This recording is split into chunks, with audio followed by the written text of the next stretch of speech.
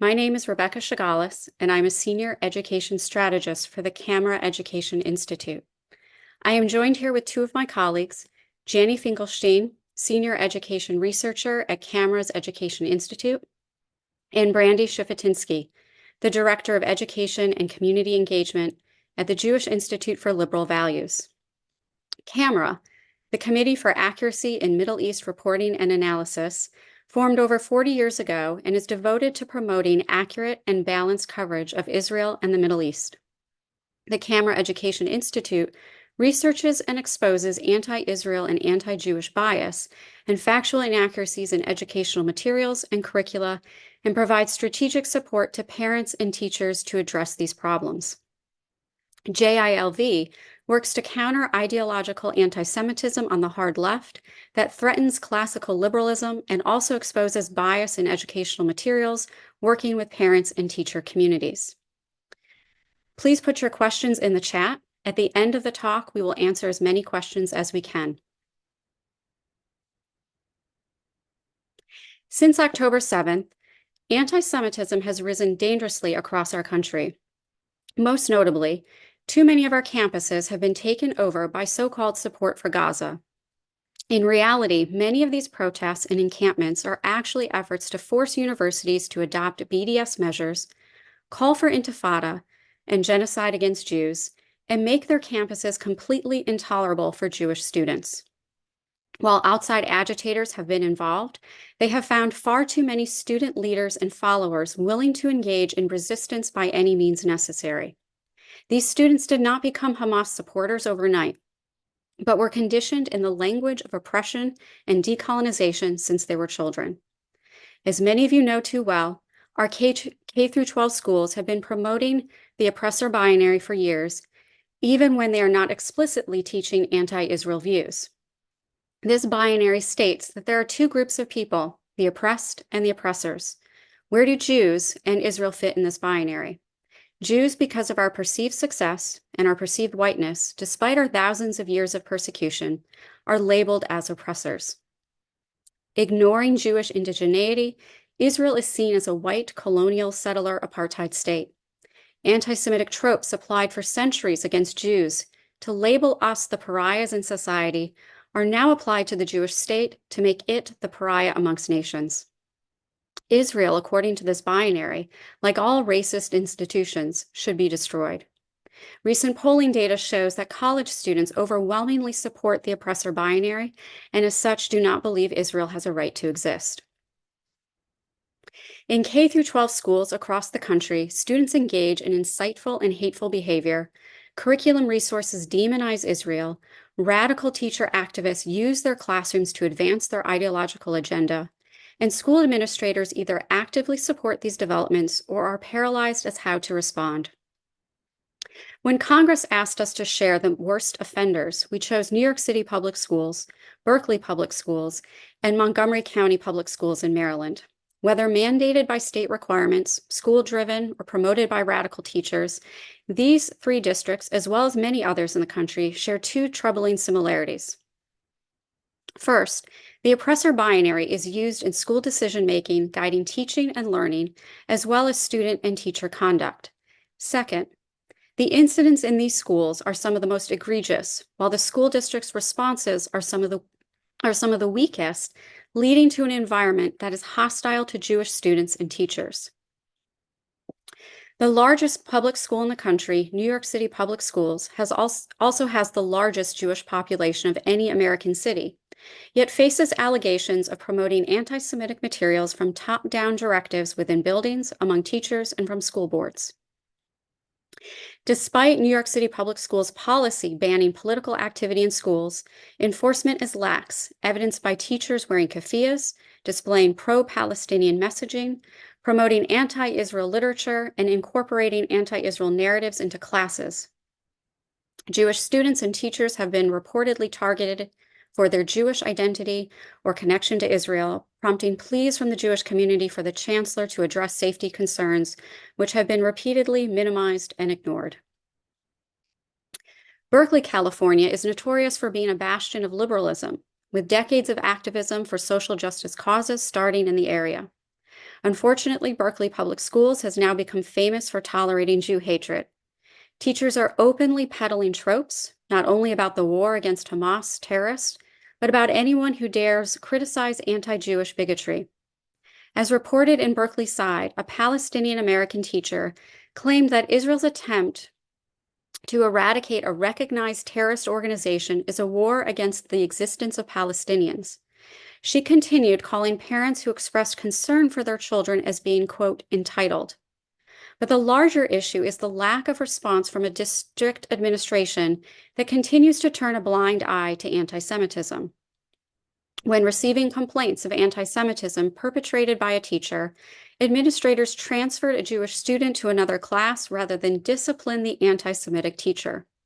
Teachers continue to use their classrooms as pulpits to spread Jew hatred and have yet to face consequences for violating civil rights of Jewish students.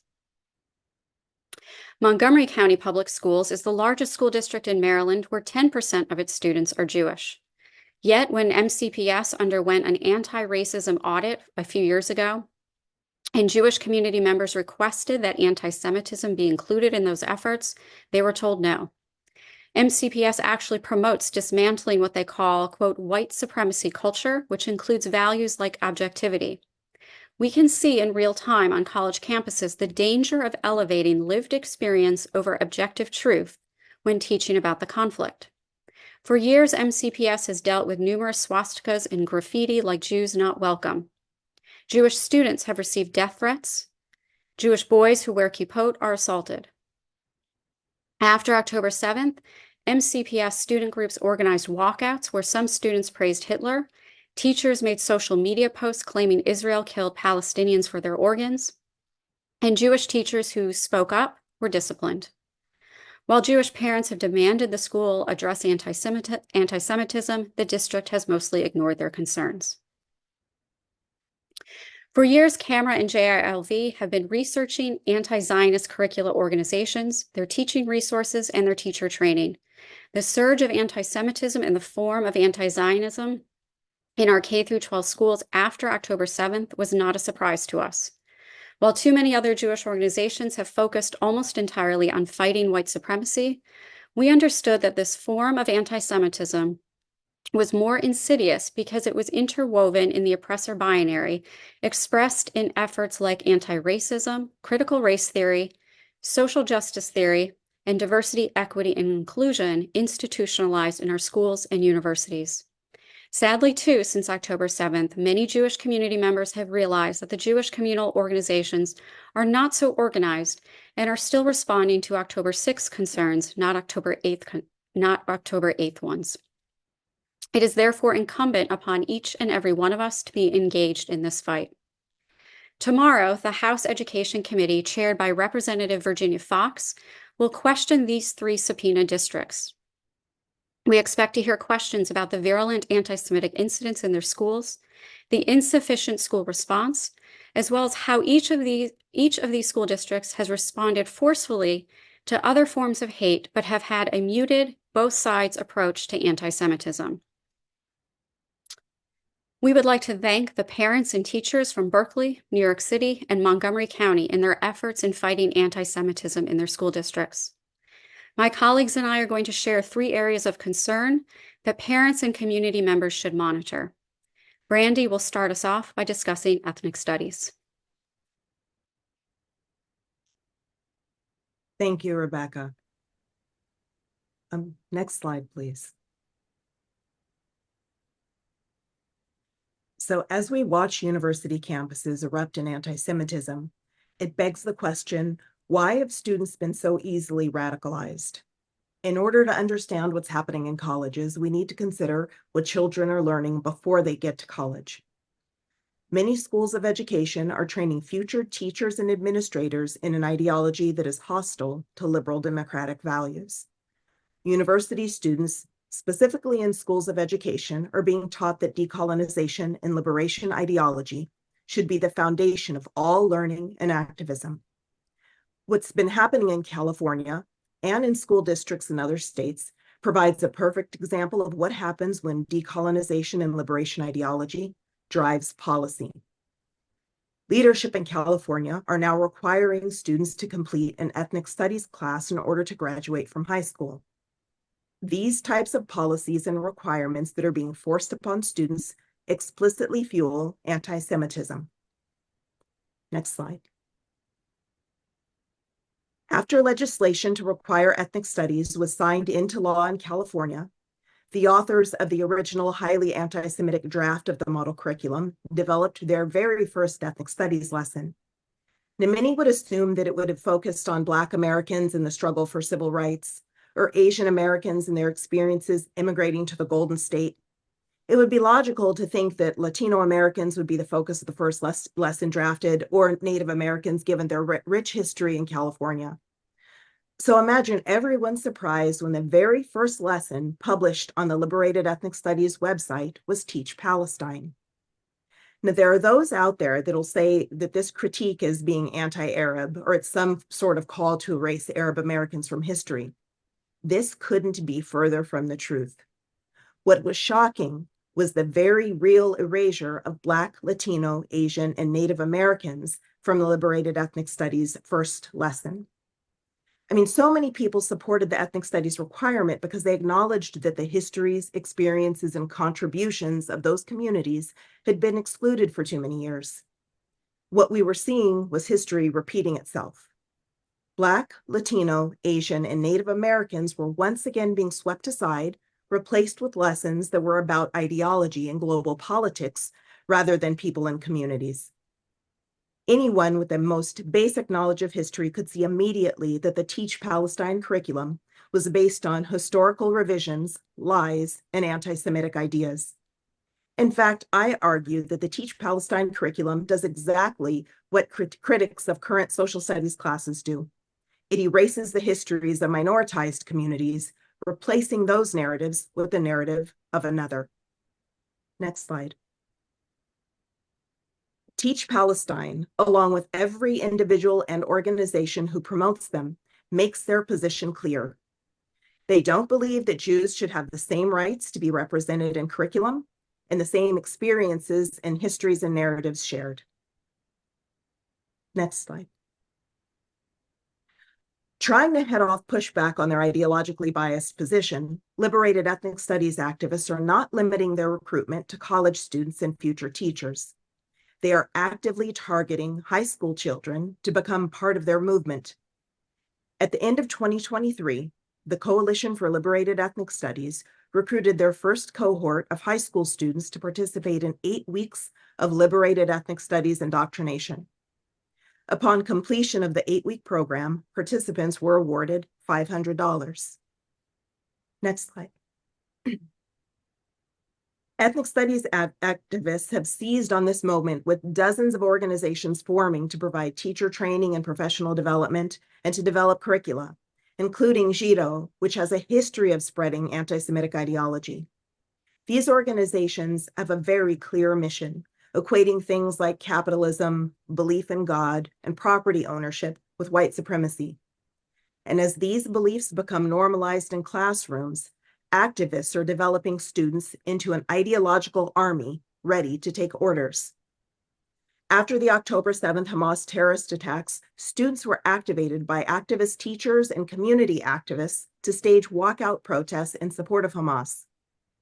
Because these students had been fed a diet of radicalism, they were able to justify the slaughter of hundreds of Jewish and non-Jewish Israelis as legitimate forms of resistance. There's a coordinated effort by liberated ethnic studies activists to hijack the experiences of marginalized groups by falsely equating them to the experiences of Palestinians and other Arabs. This is just one example used in a teacher professional development training that instructs educators to use the tragedy of the Trail of Tears experienced by Native Americans and liken it to the experience of Arabs in the British Mandate. All of this has been supported by making an already radical university discipline a requirement for high school students who want to earn their diploma. Next slide. The day after Hamas raped, kidnapped, and slaughtered their way into Israel, this was posted on the social media accounts of one of the main groups working to institutionalize anti-Semitism, Liberated Ethnic Studies. This was a call to action. not in response to an Israeli military response to the Hamas terrorist attack, but it was a call to action in support of what Hamas terrorists and other Gazans did. So when we look at what's happening on college campuses all over the country, we shouldn't be surprised that students who have been exposed to an ideology that justifies anything, as long as it's done by those labeled as oppressed. Next slide. Now, many assume that their children won't be exposed to this type of Jew hatred because maybe their state doesn't have an ethnic studies requirement. Unfortunately, this is not true. New York is seeing an unprecedented number of anti-Semitic incidents in the K12 school system, partially because radicalized teachers and administrators are leading the Jew-hating charge. Partnering with an organization, Teaching While Muslim, which has a goal of creating and disseminating learning materials centered on Muslim identity, New York City Educators for Palestine held a workshop where leaders ignored the October 7th terrorist attack by Hamas and redefined anti-Semitism. Next slide. When groups like New York City Educators for Palestine and Teaching While Muslim gain access to our children, they create toolkits to indoctrinate students to walk out of school during school hours to participate in re-education teach-ins. These events occur during the day when so many parents assume that their kids are safe at school, learning, and socializing with their friends. Next slide. Now, before I hand it over to Jani, I just want to reiterate, anti-Semitism in K-12 impacts us all. Living in a red state or a conservative district will not necessarily safeguard your children from experiencing the types of bigotry that we're talking about this evening.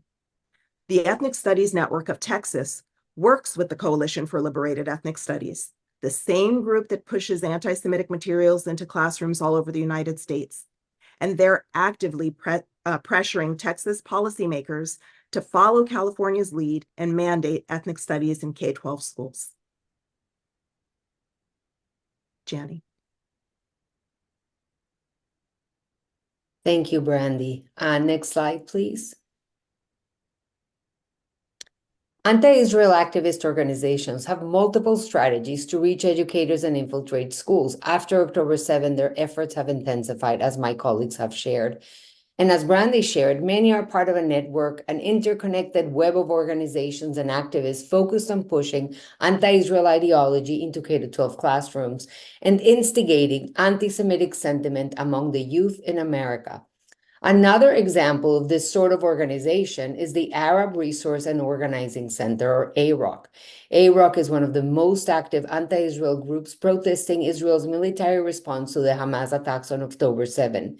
Even before Israel had responded to the attack on October 7, while Jews were still being slaughtered, AROC released a statement that it holds, quote, the Israeli regime entirely responsible for all unfolding violence we've witnessed across historic Palestine. AROC claimed that the Hamas terrorist attack was the result of colonial aggression, blaming Israel for the massacre committed against its innocent civilians. AROC recommitted its efforts to support boycott, divestment, and sanctions, BDS, against Israel, and called Israel an apartheid state. After October 7, AROC escalated its efforts to defund Israel. It has been a main driver for the Coalition for Liberated Ethnic Studies movement. Next slide, please. AROC's purpose is to inject Palestine into every aspect of K-12 education. It presented an online workshop as part of the Democratic Socialists of America's Boycott, Divestment, and Sanctions and Palestine Solidarity Group series. The presentation was filled with emotion-evoking, but empty of any factual content. It equated Israel and the United States as colonizing enterprises, claiming, quote, Israel used the U.S. playbook to colonize Palestine, learning from what the United States did to the indigenous people in this land in order to implement their strategy in Palestine. The workshop denied the historical Jewish connection to the land of Israel, instead fabricating a false narrative of an indigenous Palestinian Arab history. Maps presented during the workshop featured Palestine with Israel in parentheses, suggesting Palestine as the permanent name for the land. However, the name Palestine was imposed by the Romans after suppressing the Jewish revolt, derived from the extinct Philistines who were Greek, not Arab. Arab conquest occurred centuries later, with Arabs not constituting the majority until recently due to the depopulation under Turkish rule. This concealed history is distorted by Palestinian advocates. AROC's workshops and presentations for teachers are filled with anti-Israel propaganda designed to teach receptive and uninformed educators and, in the end, their students to demonize the state of Israel. It presents Zionism, the Jewish people's right to national self-determination in their historic homeland, as a racist movement. But AROC conceals the genocidal racism of Palestinian groups like Hamas. People should be reading the Hamas charter to see the genocidal intent. Next slide, please. AROC's executive director, Lara Kiswani, announced that she's a member of Berkeley Unified School District's Ethnic Studies Advisory Committee during a school board meeting. She's a veteran BDS activist who has been relentless in her political agenda march to inject anti-Israel anti-Semitic material into K-12 schools. Berkeley High School students participating in walkouts received flyers from AROC, and AROC promoted a national protest in October for high schoolers to walk out in support of Palestine and to escalate the effort. In addition, AROC leads youth programs within the Berkeley schools, claiming to help Arab youth development, leadership, advocacy, campaign development skills, and also inviting staffs to join their programs. Next slide, please. Another organization promoting an anti-Israel agenda is Rethinking Schools. Rethinking Schools calls itself the country's leading grassroots magazine for social and racial justice in education. Its materials and teacher workshops, however, promote a false image of Israel and its history. In October 12, just 5 days after the Hamas massacre, Rethinking Schools affirmed their support for the boycott, divestment, and sanctions BDS movement. Rethinking Schools co-sponsored an event for educators framed by, quote, collective liberation and justice to redefine anti-Semitism in their own terms. It co-sponsored the event with known anti-Israel organizations, including a New York City collective of radical educators. The panel also, including a New York City public school principal, who praised the pro-Hamas protesters and gave appreciation for the curricular materials from Parseo. The curricular material from Parseo presents the vilification of Israel and Zionism as totally distinct and separate from anti-Semitism. Rethinking Schools is offering a propagandistic educator workshop later this month. Included in their panel are a coordinator from Teach Palestine that Brandy mentioned and co-founder of BLM at School organization. Next slide, please. While organizations like the ones Brandy and I presented offer workshops directly to teachers, school districts can also offer problematic professional development for them. For example, Montgomery County Public Schools offered compensated staff training to prevent Islamophobia, but no such training appears to be available for anti-Semitism. The workshop facilitator, Susan Douglas, has extensive involvement in organizations promoting curricular materials that seek to eliminate Israel. Douglas is an associate of Dar Alam Teachers Institute. Dar Alam posts articles defending Palestinian narratives while excoriating democracies, including America and Israel. Douglas is a former teacher at the Islamic Saudi Academy of Virginia, a Saudi government-supported school, and she consults on textbooks and curriculum by major publishers. And lastly, she's also a curriculum specialist for the Council on Islamic Education. The Council on Islamic Education has been described as a significant gatekeeper of content, wielding considerable influence over publishers. This influence is believed to go largely unchecked, leading to history textbooks conforming to the demands of Islamists. The American Textbook Council, in its report, presented that the Council on Islamic Education advocates a specific political agenda and actively promotes an interpretation of history aligned with only Islamic perspectives. The Council recently changed its name to Institute of Religion and Civic Values. Changing the name by these types of organizations is a tactic to cover their tracks. Next slides, please. Teacher unions have been an additional vector for anti-Israel activism. From our research and published accounts, teacher unions have promoted anti-Israel activism, curricular resources, and training for teachers before October 7. But since October 7, they have intensified their efforts sponsoring and promoting pro-Hamas high school walkouts, materials in schools, and engage in efforts to publicly denounce the Jewish state. The Berkeley Unified School Districts Union, the Berkeley Federation of Teachers, passed a resolution in December for a ceasefire denying the right of Israel to defend itself in response to the Hamas terrorist attack. The past resolution was written by an ethnic studies teacher in the district, and it left the Jewish teachers isolated. In addition, the union wrote a defamatory petition accusing Jewish parents of being anti-Palestinian racist and presented it to the school board. They implied that Jewish parents were making up anti-Semitic incidents, and by making quote unquote false complaints, it hurt the Palestinians, but these Jewish parents had every right to speak up. The Montgomery County Teachers Union had a member propose a ceasefire resolution. The motion failed for procedural reasons. Next slide, please. In New York City, the movement of Rank and File Educators Caucus of the United Federation of Teachers published a statement against the chancellor's support of Israel after the October 7 Hamas massacre. This teacher union group claimed that the chancellor's statement was solely focused on the need of Israeli families. The union's caucus included resources to teachers from Teach Palestine and Rethinking Schools. Both organizations support anti-Israel causes, as you've heard here today. The union caucus announced that it was planning to co-sponsor high school protests across the city. In a Facebook group for New York City educators, UFT members, teachers denied that the posters shown above, reading, "Please keep the world clean," showing the blue Star of David in a garbage can, was anti-Semitic. And this sign was used during an October high school walkout in New York City, created with school materials. Next slide, please.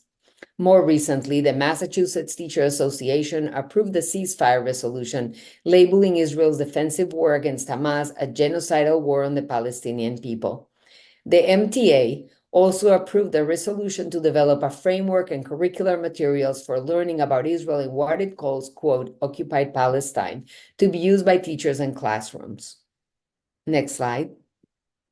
The MTA hosted a 2-hour webinar called Context and Connection, Palestinian Struggle Against Anti-Palestinian Racism, The webinar framed anti-Palestinian racism through a panel of radical speakers presenting a one-sided view, labeling the Jewish self-determination effort and Israeli defense as racism, while barely acknowledging significant events like the Hamas attack. It emphasized that Israel and the US, as settler colonial states, advocated against equating anti-Semitism with anti-Zionism and portrayed Palestinians solely as victims, disregarding historical context, fabricating claims the speakers vilified and delegitimized Israel. At the MTA convention at the end of April, a flyer and resources from the latest publication of Rethinking Schools were distributed. The materials propagate narratives that demonize Israel while portraying Palestinians solely as victims of oppression. People in other states need to be on the lookout about their unions and their potential political activities against Israel and proactively lobby to stop it. Now, Rebecca will present about curricular materials and content. Thank you. Thank you, Janie. As Brandy and Janie have explained, curricula using the simplistic oppressed-oppressor binary to explain the Israeli-Arab conflict have infiltrated our schools. Curriculum organizations promoting this binary are based on what some call a red-green alliance. Red refers to Marxist ideology and green refers to Islamist ideology. Next slide, please. Sorry. Oh, sorry. The Zinn Education Project, named after Howard Zinn.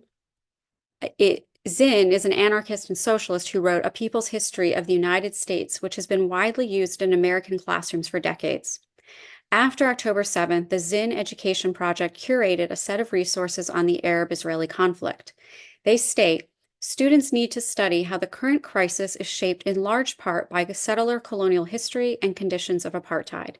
Next slide, please. Zinn just released a new lesson plan called Teaching the Seeds of Violence in Palestine, Israel. In the lesson, students represent various historical figures, but the author admits that the Palestinian figures are completely made up.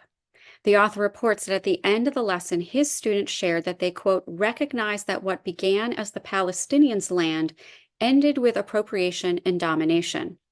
The Zinn Education Project is one of dozens of anti-Semitic organizations followed by thousands of teachers who use their resources in classrooms around the country. Next slide, please. But this curriculum is not just anti-Semitic. In Marxist Orwellian fashion, these activist curricular organizations invert and pervert the truth. For example, in Teaching While Muslim, a resource describes the Intifada as, quote, coordinated strikes, boycotts, and other sophisticated revolts in a persistent effort to win a Palestinian self-rule. Suicide bombings are now sophisticated revolts. Next slide, please. Children's literature, meant to evoke an emotional, sympathetic response, is widely used as the conduit for introducing an anti-Israel narrative in the classroom. For example, Berkeley Schools has actively promoted teaching materials in their ethnic studies newsletters and Arab American Heritage Month. In the newsletter, the book Determined to Stay, Palestinian Youth Fight for Their Village by Jody Sokolor is offered for free. Jody Sokolor is a coordinator of the Teach Palestine project. She is also the co-founder of the National Coalition of Liberated Ethnic Studies, which Brandy spoke about, and managing editor of Rethinking Schools, which Danny spoke about, which just published an entire magazine called Teach Palestine. The book is prominently featured on the website of Teach Palestine, where it is offered as a free curricular resource to teachers. She presents her book as an example of, quote, anti-racist education grounded in an ethnic studies framework, but in reality, it is an anti-Israel propaganda designed to teach naive, ill-informed students to demonize and hate Israel. In the book, the author announces that she is a white Jewish high school social studies teacher. Herein lies one of the most painful pieces of everything we are experiencing since October 7th. Jews who are actively participating and often leading the charge that Israel is an apartheid state. These, quote, as a Jew Jews who start their anti-Israel statements with as a Jew, use their Jewish identity to give credibility to the false claim that anti-Zionism is not anti-Semitism. Sadly, many of these so-called curricular organizations are led by as a Jew Jews. Next slide, please.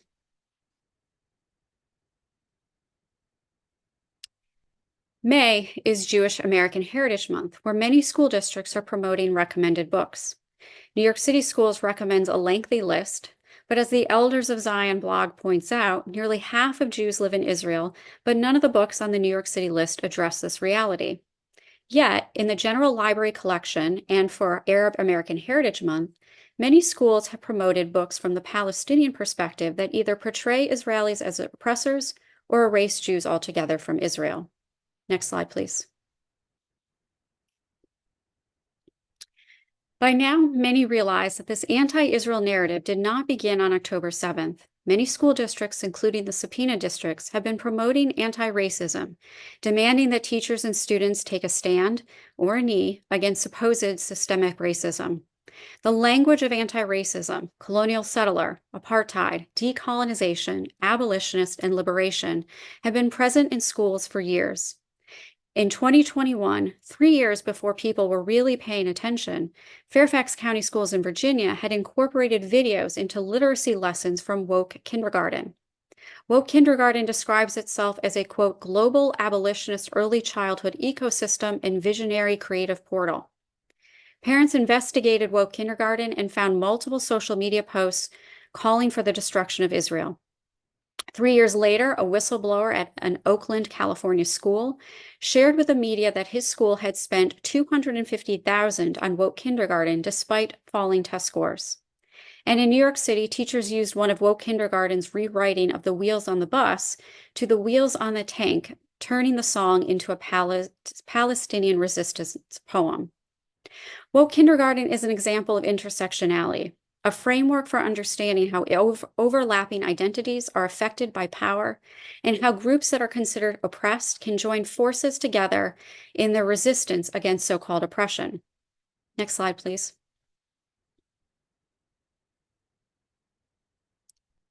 Another example of intersectionality is with BLM at schools. BLM at Schools published a statement on October 17th, 2023, accusing Israel of, quote, settler colonialism, land dispossession, occupation, blockade, apartheid, and attempted genocide of millions of Palestinians. The organization also stated that curricula taught to students must include Palestinian existence, resistance, culture, global contributions, and the ongoing struggle to realize a free Palestine. Both Berkeley and New York City schools recommended BLM at School resources to their teachers. Those promoting the anti-Israel and anti-Semitic narrative have aligned themselves with other social justice and anti-racism movements, thus laying the groundwork for schools to become hotbeds of anti-Semitism. Next slide, please. These curricular organizations, along with many schools, have also been on a mission to elevate Arab and Muslim culture, normalize Palestine, all while minimizing and erasing Jewish history and Israel. At an MCPS school, where a world history teacher and DEI leader made a social media post claiming Israel kills Palestinians for their organs, and where there have been multiple graffiti incidents, the school has almost ignored anti-Semitism and the Jewish community. The school has promoted homeroom lessons on several forms of hate, including racism and bigotry against people with special needs, immigrants, and Islamophobia, but anti-Semitism was not included. For Arab American Heritage Month, the school sent a community newsletter announcing all the ways the school would celebrate Arab culture. The library held events and activities. The science department held a lesson on the remarkable achievements of Arabs in science, education, music, medicine, journalism, business, and sports. The world languages department held a lesson comparing Arabic to Spanish. History classes learned about Arab contributions to the Renaissance, and even the PE department developed additional activities. The school also hosted an iftar dinner. A Muslim student association in another school held an event called Hijab Nova, where they provided hijabs to students and teachers to wear for the day. For Jewish American Heritage Month happening right now, the school's library made a book display, put out some word searches and coloring pages, and had an activity about the dreidel. So what do we do? Brandy is going to share some steps parents should take.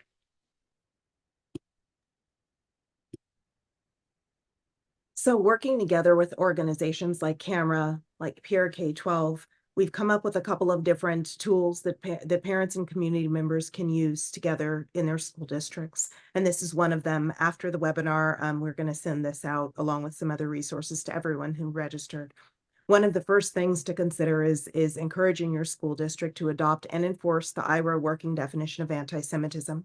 Now, there are many people that are opposed to this for multiple reasons. One of the most common being that there's concern that the IBRA working definition of anti-Semitism will prevent the right for parents to be, or anyone to be, critical of policies of the state of Israel.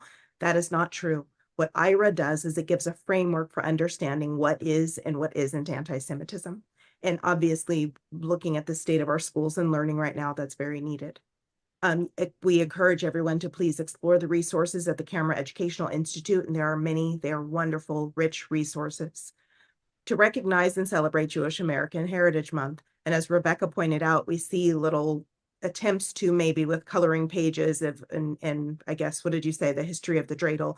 No, we mean something that's actually active, where Jewish community members are involved with bringing together resources and events for schools and districts to celebrate Jewish American heritage. The National Education Association's Jewish Affairs Caucus developed this screening tool, and again, you'll get this after the webinar, where it helps determine whether materials, practices, or communications are anti-Semitic. If we use this tool for any and all of the materials that we spoke about today, and the many more that we're aware of that are being taught in schools today, we would find an overwhelming majority of them would be deemed anti-Semitic. And then implement JILV's best practices for combating anti-Semitism in K12 school districts. Again, you'll get that after the webinar. Rebecca.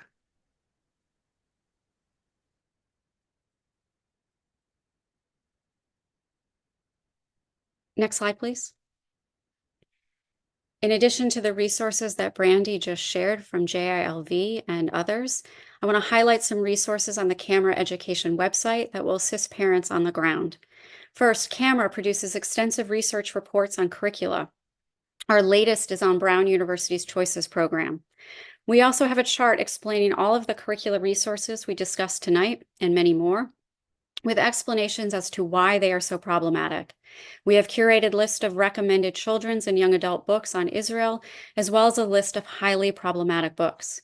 Lastly, CAMERA is finalizing a curriculum on the history of the Jewish people in the land of Israel. If you haven't already, please put your questions in the Q&A. Janny, what's our first question?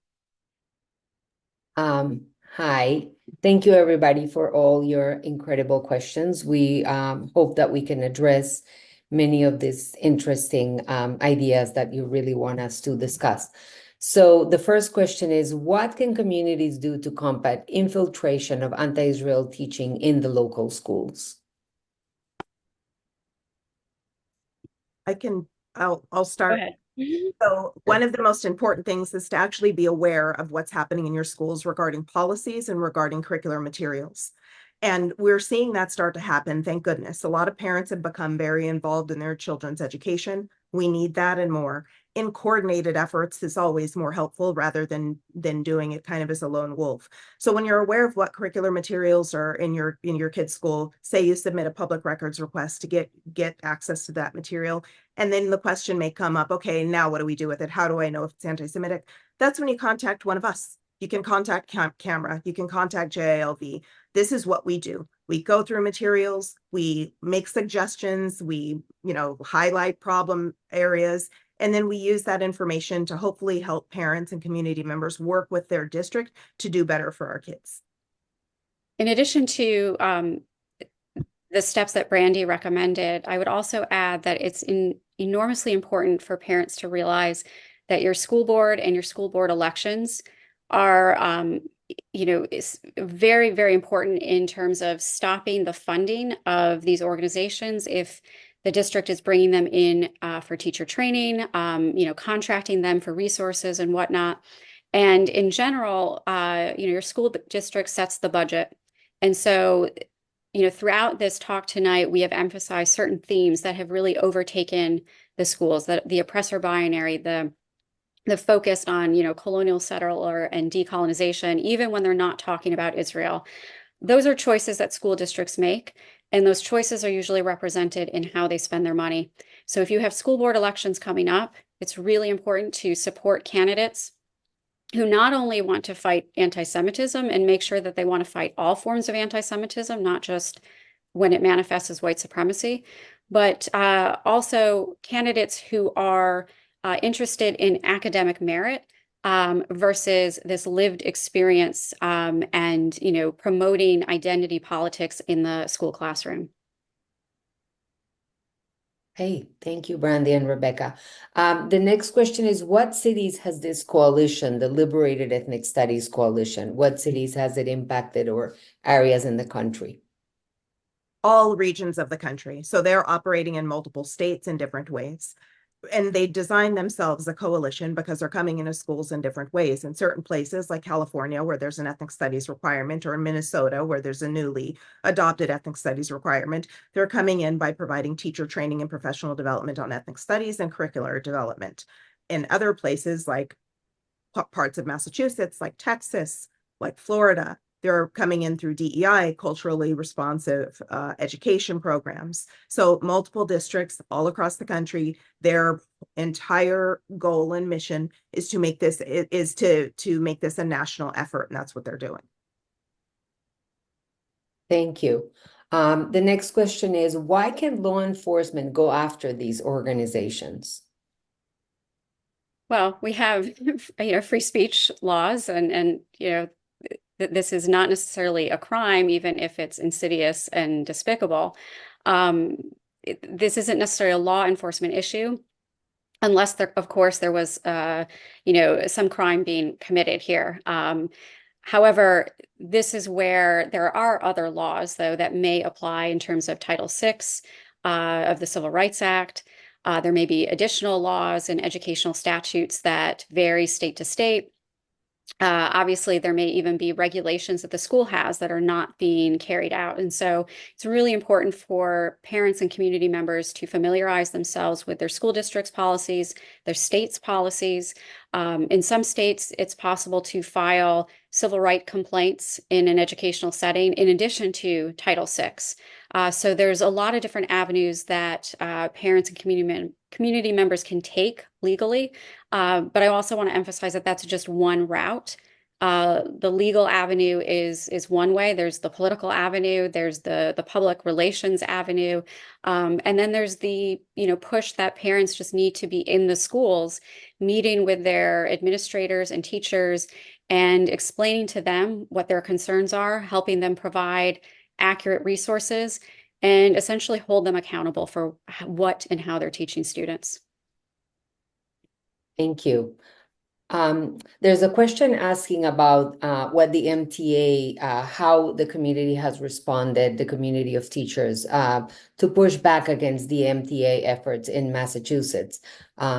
If it's okay, I'll answer that one. So the Massachusetts community, the Jewish community has really organized the teacher community and also the parent community, and they have really pushed back with rallies and different efforts and informing the press about what is happening with the MTA. They have also had meetings with these officials in the MTA and professors pushing the ideology. But in addition, there was actually a position that was passed at the last MTA convention in where the MTA has to have now a policy in place to get involved with international political issues. Also, they have to come up with a way to have it part of the policy to promote what they want to promote. They can just do it without guidelines. So those guidelines will be yet to be determined, but they are now going to be required to have those guidelines. That was called NBI number 6.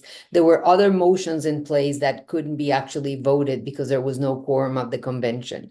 But the efforts continue with speaking at the board meeting for the MTA and also participating in the webinars. There's also an effort to host and organize a webinar on anti-Semitism for all the teachers that are members of the Massachusetts Teacher Union. There's another question. What is the most successful place to target? Is it the school boards, the school administrators? Is it organizing the parents? What would be your first line of effort? All of it. There isn't one thing that parents can do. This is a multifaceted effort in order to tackle this. Just going the legal route, for example, is not going to be enough pressure, unfortunately, to right this ship.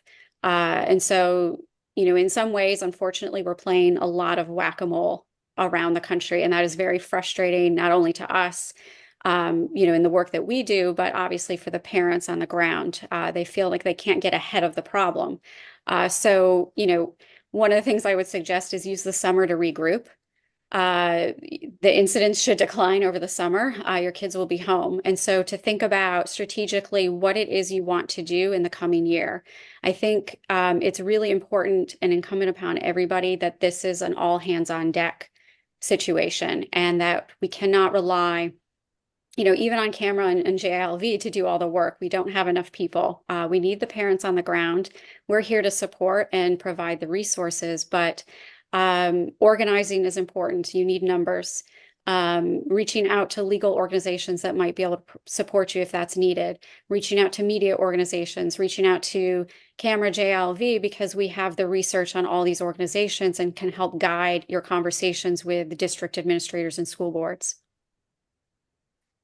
Okay, the next question is there an assembly topic speaker programming that can be brought to high schools to normalize the Jewish presence, to reinforce normalcy for being Israeli, Zionist, and for just promoting the culture? Yes, there are a lot of resources and organizations to do just that. What has to happen in most districts is there has to be a teacher, a student, a group of parents that kind of sort of petitions the school to do that. And then just saying, okay, well, we need to have more lessons on anti-Semitism, or we need to have a speaker come in to talk about anti-Semitism. A one-off program is not what seems to work the best. Many of these school districts have used, say, the ADL's No Place for Hate program. Many of them are part of it. Those school districts are hotbeds of anti-Semitism, which indicates maybe that program isn't quite working. It's not getting whatever point across that anti-Semitism is something that we should all stand against. Instead, it's a one-off program that a school or a district can say, hey, we did it. We brought in a speaker to talk about anti-Semitism. So we kind of checked that box. There needs to be something more robust. And what I say is we look at what the opposite side has done. They're not doing one-off bringing in a speaker to speak about Islamophobia. They're instituting programming. They're making their narrative part of the curriculum, from teacher training to the curriculum that kids see. The worksheets, the materials, Rethinking Schools, Zen Education Project. Look at your school and see how many of them use the Zen People's History book. How many of their curricula reference Rethinking Schools? And what we need to do is that become part of the school culture, and to show up. There are several questions about funding for these organizations. Where is the funding coming from? I don't know who would like to start. Do you want to start, Brandy? I'll let you start. Perhaps Brandy has more to add to this. It's a bit complicated. I think that in part because of the encampments and the protests that we're seeing across the country, there's finally an interest and a motivation to look into who's actually funding the organizations that are, obviously supporting these encampments and protesters and agitators across the country.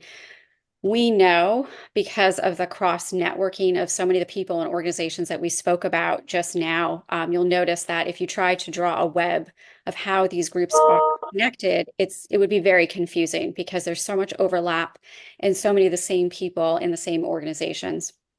We know that they're getting funding from somewhere, but we don't have all the answers yet. It's kind of the next layer of research. I just want to add, when we think about who's funding these, we are, in part. California dedicated $55 million to their ethnic studies curriculum. When liberated ethnic studies organizations come into districts to provide teacher training, that's taxpayer dollars that's paying them. The $250,000 that was spent on woke kindergarten at Hayward Unified was federal funds that was given to that district from COVID relief money. So yes, there are nefarious actors, and I'm thankful that there's finally a spotlight on identifying those nefarious actors that are funding these highly anti-Semitic, Jew-hating materials and programs in schools. And we need an equally robust investigation on how much of our tax dollars is going to paying for these organizations and programs. There's also organizations that fund with grants, like the Tides Foundation and the Sparkplug Foundation and other foundations that intentionally want to support this, or organizations that unintentionally don't even know about what these organizations are doing. So they're very good about kind of creating a hoax and pretending that they're really youth programming, that they're coming in to the schools to really help students, or for culturally responsive teaching or social justice. And so they are very clever at applying for these grants and getting funding from organizations. The next questions, there are several questions about tomorrow. What should people expect that's going to happen tomorrow at the hearing? Who's going to be talking? What will they see in the hearing? So if you've tuned in to any of the college presidents' hearings, we can expect that it will be similar to that. We have the chancellor from New York City, the superintendent from Berkeley Schools, and the president of the school board for Montgomery County Schools. And the reason the president of the school board was chosen is because the superintendent at Montgomery County Schools that was in that position up until just a couple months ago stepped down because of other controversial issues in Montgomery County Schools. And so the House Education Committee was looking for the next most, powerful person in the school district. What we will expect to see is just on a logistical level, the members of the committee will take turns going back and forth between the parties to ask questions. And each committee member has 5 minutes to ask their question, and then there is time within that for the subpoenaed individuals to respond. We know from our preparation with the congressional staffers on this issue, in providing research on these schools, a lot of this research is publicly available. The media has covered a lot of this, and a lot of these incidents were covered extensively on social media. We know that they'll most likely bring up certain incidents, teachers who have abused their position in indoctrinating students, and how the schools have or have not held them accountable. We also expect that they may talk about student behavior and ask similar questions. So we expect them to maybe focus in on disparities between how anti-Semitism is handled versus how other forms of hate bias are handled in their school districts. Anything else? Okay. The next question is, what advice would you give for a staff that has to walk along the fence between teacher union, their board of education, their supervisor with regards to reporting personnel for disseminating propaganda against Israel or public hate speech? I'm a former teacher, so I'm very sympathetic to this problem of having to navigate your administrator, your union, your fellow colleagues that you might be in disagreement with. I don't have any sage advice here, unfortunately. I think this is a really fraught issue, but what we have seen is that when Jewish teachers can find allies in the building, Jewish teachers, but also other teachers. We forget sometimes that there are plenty of other decent Americans out there that are also appalled by what is happening in our country and in our schools. And so we need to think beyond just the Jewish teachers in our building, because you may, as I have often been in my teaching career, the only Jewish teacher in the building. So find the other allies. If the union is not supportive, then you may need to seek support, legal support, if necessary, given the incident, with an organization. There's plenty of pro bono Jewish legal organizations that are happy to help and support teachers. We also have so many examples across the country of teachers and parents uniting together and supporting each other in their work. And so that work has been really critical. And sometimes the parents are the ones that offer the best support to the teachers, because the teachers can feed them information, but stay protected. And meanwhile, the parents can kind of lead on that fight. And so the teacher can stay anonymous, but provide crucial information to the parents on the ground. There's a question about the outcome from the congressional hearing. What do we hope, having researched for years about what's going on in K-12, is going to happen as an outcome, but what could also be more possible steps that could happen after the congressional hearing? So, I mean, I think one of the things that we hope happen is that the spotlight on what's actually occurring in our schools regarding anti-Semitism gets bigger, so that it raises awareness about what's happening, but also that these people who are in these leadership positions in districts are held accountable for their inaction and hopefully given directives on what steps they need to take. My hope is that this is just the beginning.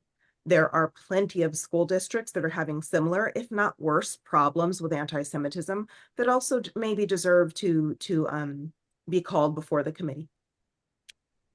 And I think in addition to what Brandy offered, I think there's, in addition to the schools, there's we hope that the committee will also take up some other kind of ancillary issues related to education that we know are impacting how anti-Semitism is being addressed in terms of Title VI. There's other issues that the committee is potentially considering. There's also several questions about teachers' freedom of speech or wearing keffiyehs in schools, what constitutes, whether that is legal or appropriate, or whether it should have consequences because of code of conduct. So, this is obviously one of the it shouldn't be a sticky issue, but it is a sticky issue, as to where does free speech end, versus, the rights of those that are being harassed and targeted.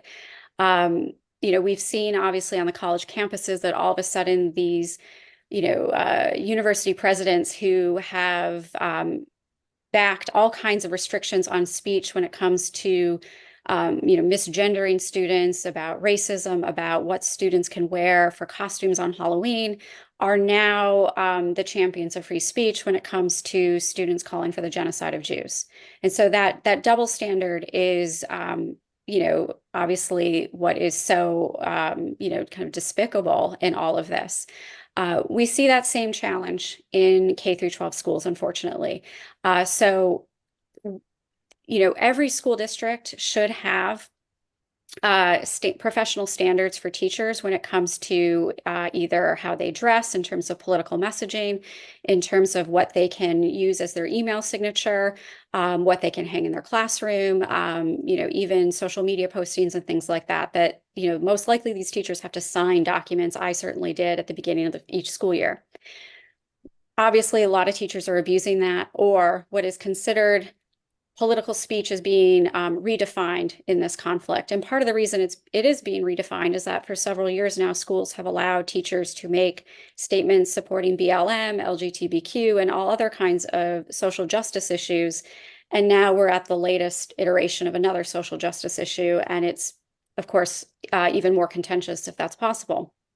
So I would suggest to parents and other community members that they need to get their schools to enforce the standards of conduct that the schools probably already have, that they're not enforcing.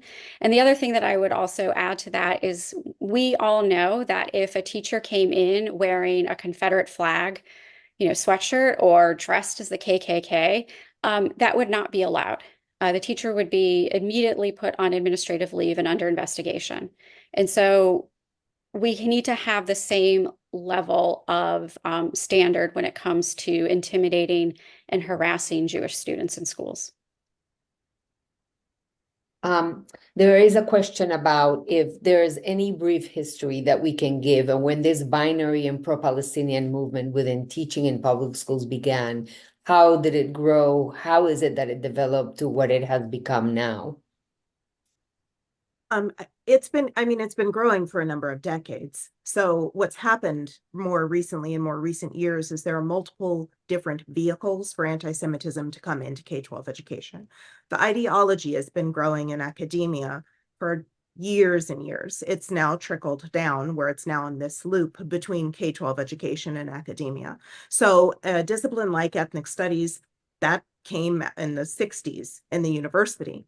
The decision then to let that discipline become a mandatory class that everybody needs to take in an entire state or an entire district in order to graduate is where we see it coming in.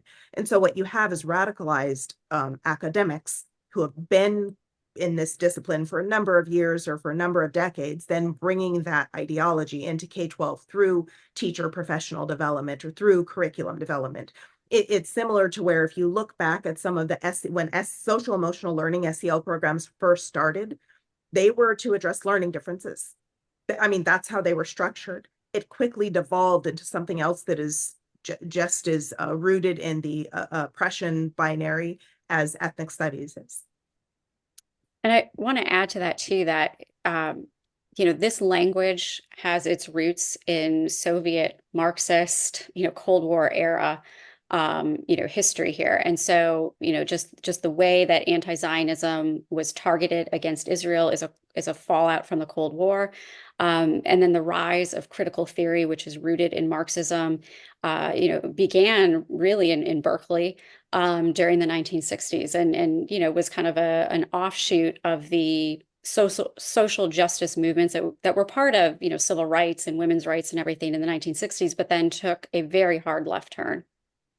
And I think we have time for one more question, Janie. No, I just want to add that the role of the teacher in the classroom also shifted from focusing on, you know, factual knowledge for informed debate, the teachers and the schools of education that train them really began to see them as social justice activists. And so they see themselves as that, having that role in the classroom, which really takes away from factual knowledge development. Yeah, one of the questions, there are several questions about curriculum to combat this. And one of the questions is, you know, what about Holocaust education and programs? Are there any materials from Holocaust education or any other materials that could be suggested to bring into schools? Right. So I think that one thing that is important to note is Holocaust education is an important thing that students should learn about. They should learn about the Holocaust. They should learn about World War II. That's part of American history. It's part of world history. It's part of Jewish history. It should be a basic, like part of what would be baseline, what any kid should learn as part of their social studies and history curriculum. That is not the remedy to addressing anti-Semitism. So unfortunately, we are hearing a lot of, calls for more Holocaust education as anti-Semitism grows in K-12 education. That hasn't been a remedy, because teaching about the Holocaust doesn't relate to the type of anti-Semitism we're seeing today. Contemporary anti-Semitism, for the most part, how it plays out in K-12, and I'd argue university settings, isn't following Nazi anti-Semitism. It's following the Red-Green Alliance. It's neo-Marxist and it's Islamist. Holocaust education doesn't address those roots.